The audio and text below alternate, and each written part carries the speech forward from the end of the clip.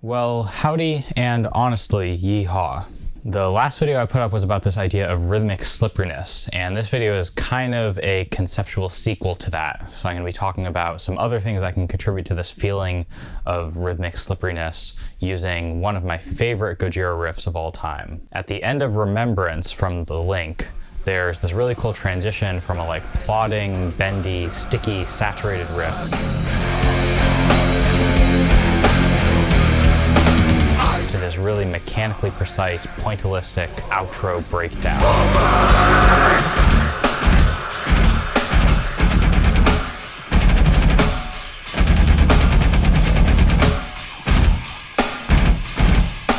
This riff is just super cool. The last time I saw them live, they did this really cool thing where they separated it from the rest of the song and they just dropped it onto the end of a different song with this complete blackout strobe effect. And it was one of the most disorienting, overwhelming moments from a concert that I can remember.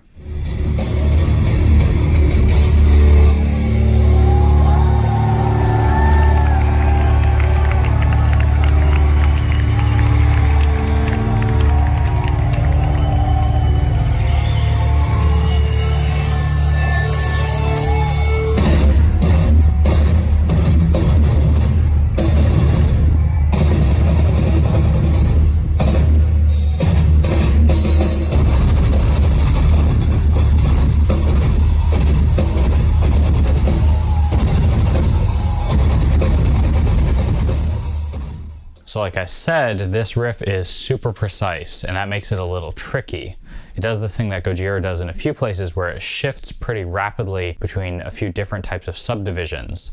In this case, mostly 16th notes and 8th note triplets at a brisk tempo with a bunch of different patterns. It also has this cool rhythmic transformation game going on, where we start with this gallop idea, then a string of triplets, then a string of 16th notes, then a longer string of triplets, then some more gallops, but shifted within the measure, and then a longer string of 16th notes, then this kind of liquidating version of the gallops at the end.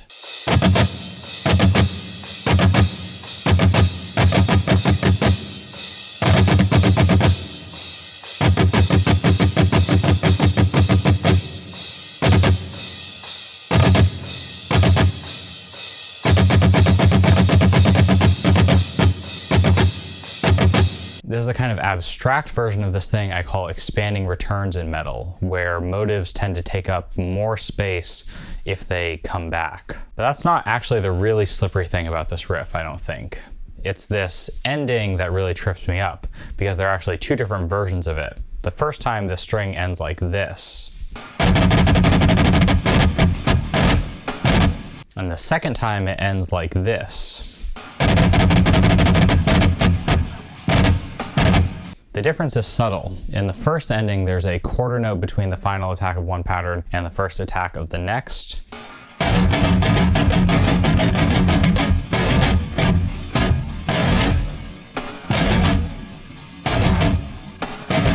And in the second, there are two quarter notes between the final attack of one cycle and the first attack of the next.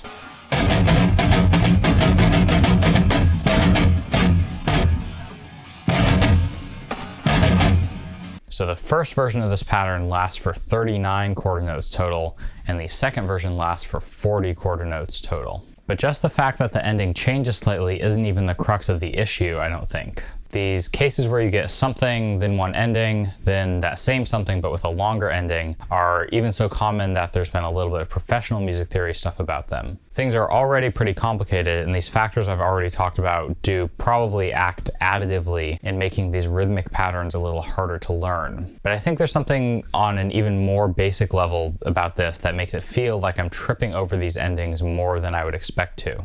And here's what that is. Basically, I think it revolves around two facts. One is that the pattern starts with an 8th note rest, and two is that the difference between the two endings is a matter of the length of a rest at the end. Combined, these two facts have some pretty trippy effects on how I hear this. If we think about this ending in super slow motion, I think it helps to understand why it's so easy to mess this part up. So let's say we're cruising along through the end of the last 16th note run.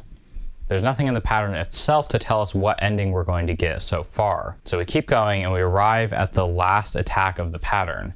and then there's some space, and then we get the first attacks of the next string after either 2 or 4 eighth notes of rest, during which we have no way of knowing what's going to happen next. But the thing is, when we hear this first attack, this isn't actually the first beat of the new pattern.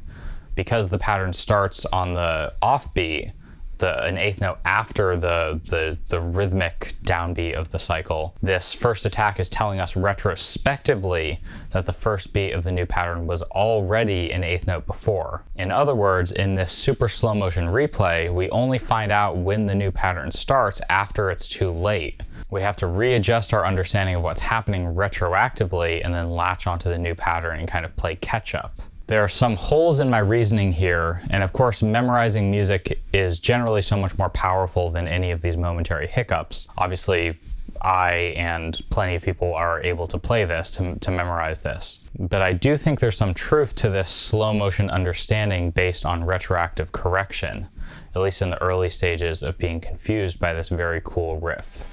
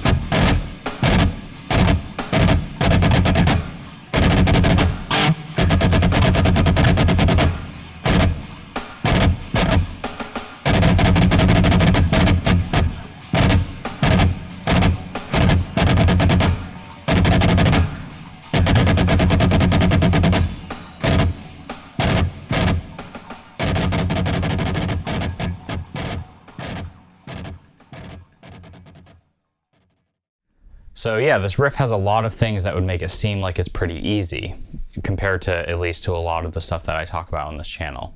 It's all rational and on the grid. It's not crazy fast. It has a repeating pattern. It's not a super long string that repeats. And it isn't that crazy with subdivisions. It's just quarter notes and triplets pretty much. It's not like there's quintuplets or anything else. It is also homorhythmic, which means everything is playing the same rhythm instead of having conflicting layers. So it's not like it's Meshuggah's music where there's a 4/4 backbeat and then some other length of guitar pattern. And finally, the tactus, so the timekeeping symbol, is super clear. If you've been watching my videos, you know that none of these things have to be true, and if they're not, rhythms will often be really difficult to follow. But this riff shows that even if all of those things are true to make the riff a little easier, there are still some really cool, subtle things that can make it slippery. Well, I think that's it. See ya.